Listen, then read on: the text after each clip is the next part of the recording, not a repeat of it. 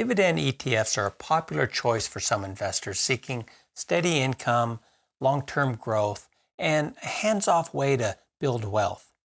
They can provide reliable cash flow, tend to be less volatile than growth stocks, and they can even offer some tax-efficient passive income later in life. But with so many options out there, how do you choose the right one for you? I've received some questions lately about comparing Schwab's SCHD to JP Morgan's JEPI. I'll call that JEPI going forward. So in this video, I'm going to break down their key differences, strengths, and weaknesses and help you decide which one might be the better fit for your portfolio. First, these two ETFs take wildly different approaches, both in their investment strategy and philosophy on generating income. And that in turn affects how that income is taxed.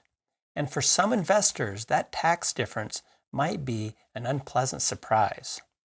Even though these two ETFs have very little in common, they both do aim to generate quality, sustainable dividends. JEPI is an actively managed fund, so its expense ratio is going to be higher. SCHD is a passively managed fund that just tracks the performance of the Dow Jones U.S. Dividend 100 Index. Thus, SCHD only includes stocks that have paid dividends for the past 10 consecutive years.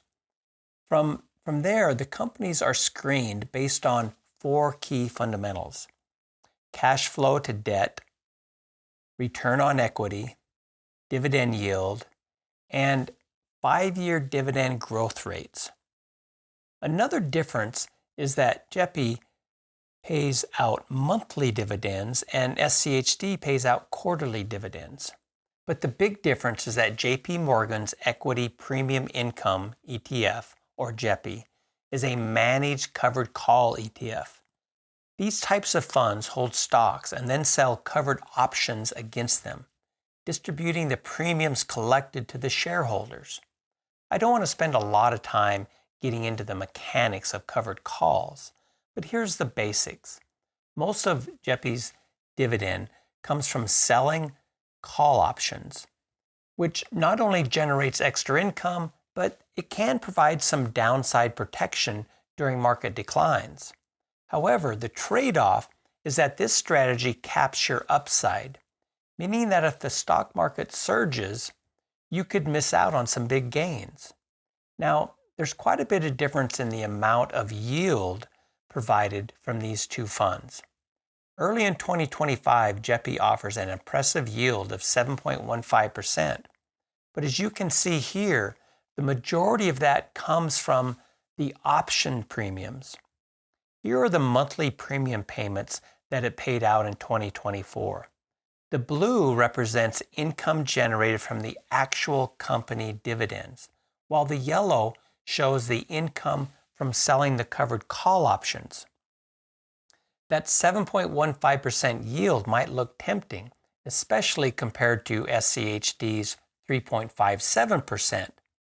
But there's still a lot to consider here. JEPI is still a relatively new fund, having launched in May of 2020.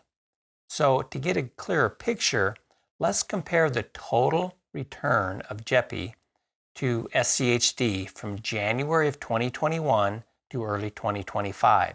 Excluding the yields that they pay. If we ignore the yield, JEPI has had a pretty disappointing annualized return of just 1.38% since January of 2021. And SCHD delivered a much stronger 6.67%. This really highlights the trade-off between the two funds. JEPI offers more monthly income, but because of its covered call strategy, it sacrifices upside potential in a strong market.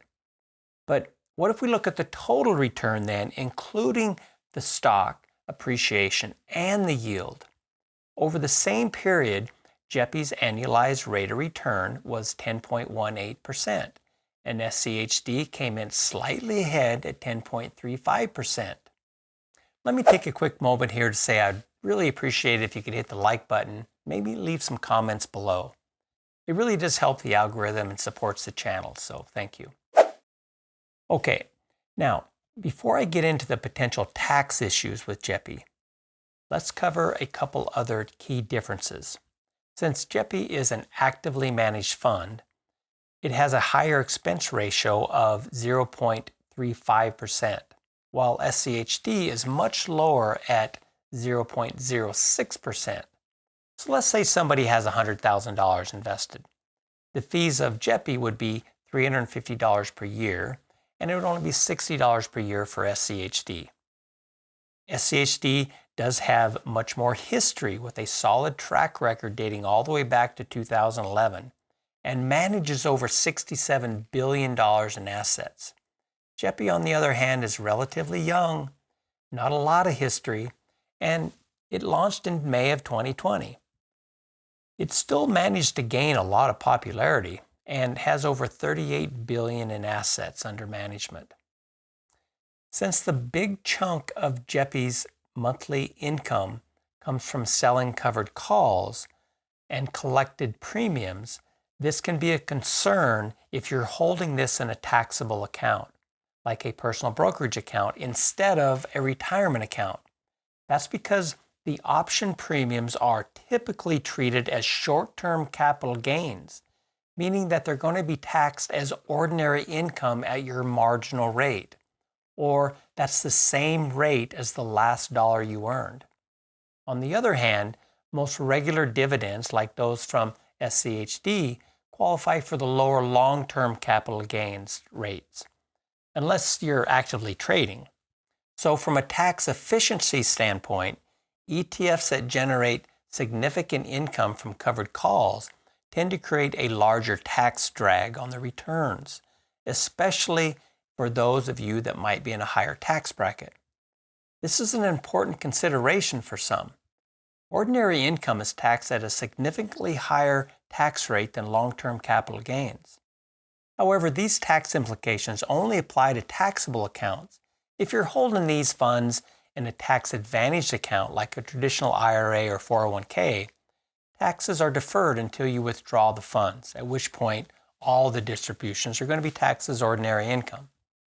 So, for investors looking for higher monthly income payments from an ETF, and those are willing to sacrifice some potential upside in exchange for that income, JEPI might be worth considering, especially if held in a tax-advantaged account like an IRA or other retirement account. On the other hand, though, for those who want to generate income without giving up as much growth potential, or who invest in a taxable brokerage account, a dividend-focused ETF like SCHD is probably the best choice. SCHD is simpler, lower cost, and its distributions are more likely to be taxed as qualified dividends and therefore at the long-term capital gains rate. Plus, for investors focused on the total return rather than just income, Schwab's dividend ETF may offer better long-term upside potential. So I hope this comparison has helped you see how very different these two funds are.